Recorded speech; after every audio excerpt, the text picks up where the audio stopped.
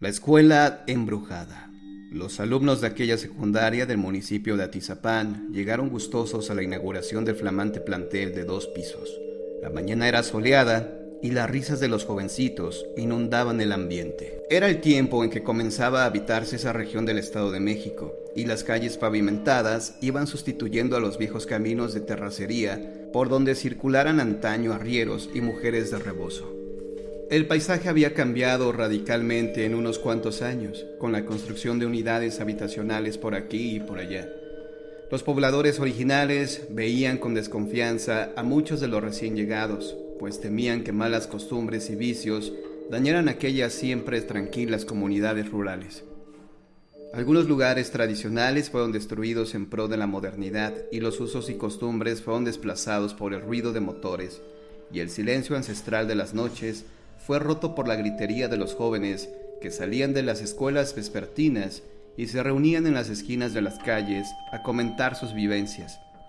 Pero el pasado que se trataba de entregar resurge de vez en cuando para recordarnos que debemos ser respetuosos con los lugares que habitamos, pues por lo común muchas personas antes que nosotros han vivido, sufrido y muerto ahí. La abundancia de experiencias, dolores y alegrías que quedaban flotando en el aire, donde ha habido comunidades humanas desde tiempos remotos, resulta evidente para quienes que tienen sensibilidad de captarlas, como una proyección en el aire, y este es uno de los elementos básicos de la historia que narraremos: la posibilidad de establecer contacto con el más allá, propia de algunos individuos. La reticencia de los viejos pobladores a comunicarse con los obreros y profesionistas que habían llegado a habitar la región era la causa de que, además de la inmobiliaria que había prometido escuelas en la zona para atraer compradores, ningún intruso supiera que el predio donde se había erigido la secundaria José Ortiz de Domínguez había sido un panteón durante muchas generaciones. Los albañiles de la obra y el velador que habitaba un cuartucho de madera habían dicho con insistencia al ingeniero que dirigía la construcción que seguido seres invisibles les hacían travesuras, como golpearlos o cambiarles las herramientas del lugar. A la misma secretaria del ingeniero habían llegado a darles nalgadas cuando iba a los apartados y estrechos baños provisionales. Pa' mí que es el Jacinto, bromeó uno, como que es medio sangrón, ¿no? Al velador no le hizo gracia aquello. Ya me gustaría verte en la noche aguantándote las ganas de salir a orinar, con tal de no encontrarte con un fantasma o algo peor. Al excavar para poner los cimientos, se habían encontrado innumerables ataúdes de madera, ya deshechos, de los que escapaba tierra revuelta con el polvo de antiguos cadáveres. A los albañiles se les había prohibido hacer comentarios sobre aquello a los padres de los futuros estudiantes de la escuela, para no aterrorizar a nadie.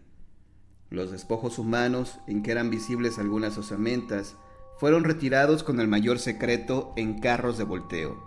Algunos ancianos de sombrero, mirando el avance de las obras, decían: «Estos muertitos van a reclamar su tierrita, ya verán». Les dijimos a los de la constructora que no se metieran en estos terrenos, que respetaran siquiera a los abuelos, pero no entendieron, dijo otro indignado, y de pronto una sonrisa se dibujó en su rostro. A ver cómo les va. Ahora esos metiches. Jacinto, un jovencito peón de la obra, alcanzó a oír aquello y supuso que estaban amenazando a los trabajadores, así que fue corriendo con el ingeniero. «No te asustes», le respondió este, «ya casi terminamos la escuela. Además, ya les di órdenes a varios muchachos de que se vengan armados. No creas que no me he dado cuenta del odio de esta gente». Cuando por fin se retiraron los trabajadores, algunos ancianos del lugar sonrieron con malicia. Suponían que algo terrible estaba por suceder y que aquel plantel no tardaría en ser abandonado. El primer suceso fantasmagórico que enfrentaron los nuevos colonos sucedió la víspera de la inauguración de la escuela. Muy entrada la noche, los esposos Juan y Azucena bajaron del autobús en la esquina del plantel. El hecho de que llegaran tan tarde se debía a que tenían su centro de labores en el Distrito Federal. Se veían alegres, pues al fin habían cumplido el sueño de tener casa propia, aunque fuera tan lejos de su trabajo. Ellos eran los padres de Laurita, una niña de 12 años cumplidos, tímida pero muy estudiosa, y de Ramiro, un año mayor que su hermana, de carácter muy alegre y desenfadado, y quien entraría a estudiar el segundo año en aquella escuela. Antes de dar vuelta a la esquina para dirigirse a su casa, la joven mamá descubrió extrañada a un niño como de 3 años que jugaba en la banqueta con unos caballitos de madera. Sus ropas eran muy humildes y calzaba guarachitos. El pequeño levantó el rostro y le sonrió en cuanto ella se detuvo unos segundos para verlo. Su marido, preocupado por sus hijos, que se pasaban solos todo el día, había continuado su camino sin notar la presencia del niñito. No habían avanzado mucho cuando la señora le dijo: ¿cómo vamos a dejarlo ahí? Mira el frío que hace, y la pobre criatura anda muy descubierta. ¿De qué me estás hablando?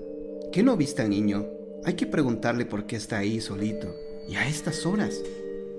El señor volvió tras su esposa, quien se llevó una gran sorpresa.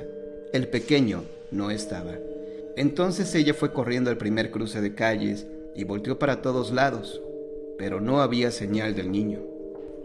Consternada, volvió al lado de su esposo. Oye, esto está muy raro. ¿A dónde pudo haber ido? Apúrate, mujer. Vamos con los muchachos. Sí, ándale. Ya me entró miedo. La mujer decidió no comentarle el suceso a sus hijos. Al arropar a Laurita, Azucena creyó ver que un grupo de personas harapientas estaba observando su ventana desde el otro lado de la calle. Sintió que la sangre se le congelaba entre las venas y apagó la luz para evitar ser observada y mirar mejor a los intrusos.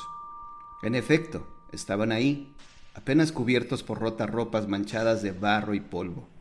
Se acercó a los cristales para tratar de mirar sus rostros, pese a que sentía que el corazón se le iba a salir del pecho. Mañana mismo voy a ir a la policía para denunciar a esa gente.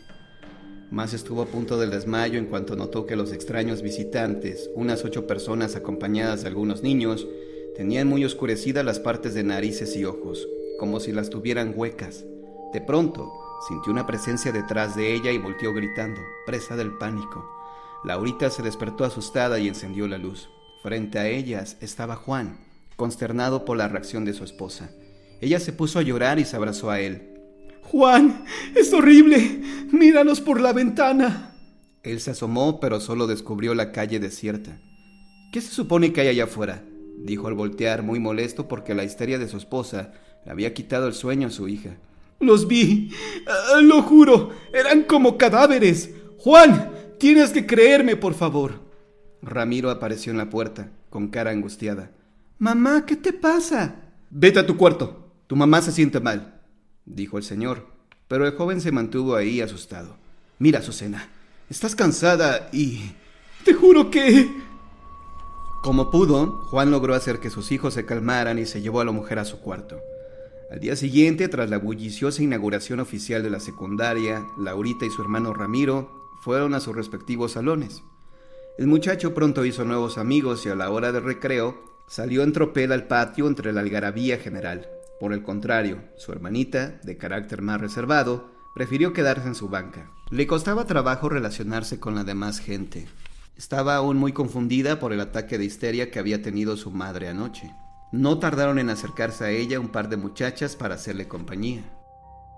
«Oye, venimos a que nos conozcas», dijo la más alta de las dos. «Yo soy Angélica y ella se llama Margarita». «Ajá, pero me dicen Mago. Oye, ¿qué tienes? En la clase te vimos muy seria y se nos hizo muy raro que no hubieras querido salir a jugar al patio». Laurita se secó un par de diminutas lágrimas sobre sus pálidas mejillas. «No, no es nada. Es que no pude dormir bien». «Ay, sí», dijo Margarita, con la emoción de volver a la escuela. «No», atajó Laura, «no es eso». Y entonces le refirió la actitud y las palabras de su madre la noche pasada. Angélica esbozó una sonrisilla de incredulidad. Pero la otra se puso igual de pálida que Laura. «¡Ay, no! ¡Yo también!» «¿Qué?» El semblante burlón de Angélica cambió de inmediato. «Ah, no, nada. Vengan, vamos a comprar algo. Ya me dio hambre». En cuanto pudo, Margarita llevó a Laura a una banca apartada y habló en voz baja, mirando para todos lados, pues no quería que nadie más la escuchara. «Mira, yo creo que tu mamá dijo la verdad. Yo vi algo parecido». «Ay, Mago, no sé si sentirme aliviada o igual de preocupada por lo que me dices. Tenía miedo de que mi mamá se hubiera vuelto loca, pero ahora debo temer a los espectros». «Pues tal vez no hay que tenerles miedo. No pueden hacernos nada. Ya sabes, Son como proyecciones en el aire. Ay, pero el sustote nada más de verlos, ¿te parece poco? Las dos se echaron a reír. Luego Laura preguntó: pero no me has dicho qué viste. Ah, bueno, mira, mi hermana Kate y yo nos dormíamos en el mismo cuarto. Rentábamos un departamento. En la parte de abajo no vivía nadie y en las noches estaba bien oscuro. Nadie quería rentar ahí porque decían que en el patio se había ahorcado un niño y se aparecía. Ajá, y luego, una noche tocaron en los vidrios de nuestra ventana, la que da a ese patio. Las paredes eran lisas, no había modo de que alguien se parara allá afuera. Ajá, ¿y después? Pues yo de tonta fui a ver quién era y descorrí la cortina. Ahí estaba una persona, muy pegada a los cristales. ¿Y cómo era? No lo sé, estaba bien oscuro. ¿Tu hermana también lo vio a eso? Sí, y nos pusimos a gritar como locas. Mi mamá me hizo tomar uno de sus calmantes. Yo era muy pequeña y mi papá la regañó porque decía que pudo haberme dañado. Y ya no dormiste ahí, de seguro. Sí, pues mi papá dijo que lo habíamos imaginado todo. Gracias a Dios ya no volvió a pasar algo así. Mi abuela nos visitó en esos días y me dijo que no me preocupara y que mi hermana y yo éramos especiales, porque podíamos ver y oír a los muertos, pero no debíamos tener miedo. Ajá. Y las dos chicas dijeron al unísono: solo son proyecciones. Dice mi abuela que los sensibles podemos ver a los espectros tanto a las 12 de la noche como a las 12 del día, pues cuando se conjunta la dimensión de los vivos con la de los muertos. Pues ojalá mi mamá no me haya heredado esa capacidad de ver fantasmas. Volvieron a clase habiéndose hecho las grandes amigas. Supieron que desde entonces serían inseparables. Lejos estaban de imaginar que esa misma tarde algo extraordinario acabaría con su amistad. Poco después de recomenzar sus labores escolares, Laurita pidió permiso para ir al baño. Margarita iba a levantar la mano para solicitar acompañarla, pero en su cabeza resonó una voz rasposa, aguda y llena de maldad. No lo hagas.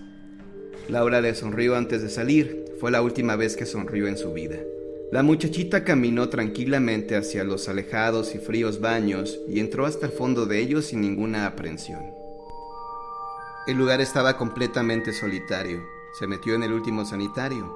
Cerró la puerta mientras canturreaba una canción de moda, pero de inmediato se cayó y sintió un escalofrío, pues vio por debajo un par de pies cubiertos de barro metidos en unos guaraches corroídos por el tiempo. Respiró profundamente y con su mano temblorosa entreabrió la puerta. Se encontró frente a frente con un niño sucio cubierto de harapos, quien sostenía en la mano un crucifijo de metal que lucía los orificios por medio de los cuales se había atornillado a su ataúd. Las cuencas de sus ojos estaban vacías y de su boca salió una bocanada de aire pestilente. «¡Lárgate de aquí!», dijo con una voz ronca. Justo en ese momento entraron otras niñas corriendo, pero se detuvieron en seco mirando a Laurita al fondo, temblando de pánico. Su timidez la había impedido gritar, de modo que todo el terror se quedó dentro de ella.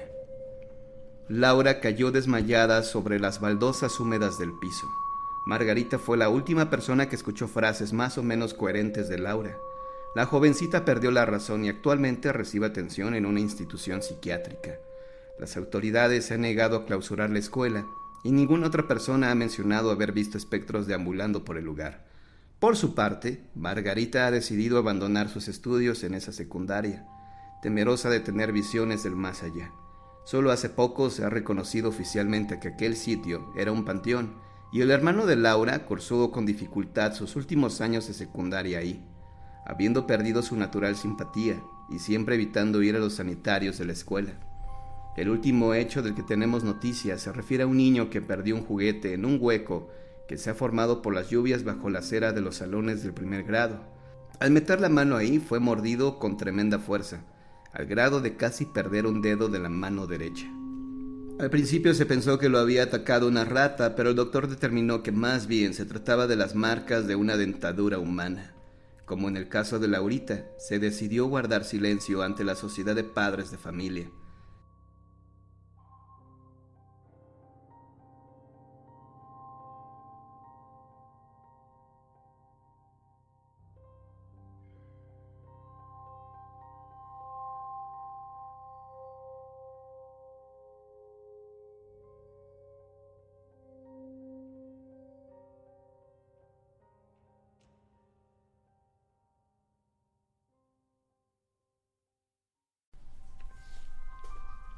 El sacerdote en el cementerio. Este es uno de mis relatos favoritos de fantasmas, no solo de espectros que aparecen en cementerios, sino en general, pues tiene elementos muy interesantes como lo veremos a continuación. Por desgracia, no cuento con la información completa de este caso. Por ejemplo, en dónde ocurrió, los nombres de sus protagonistas y sobre todo, el nombre del cementerio. Reconstruí este caso con lo que recuerdo de él.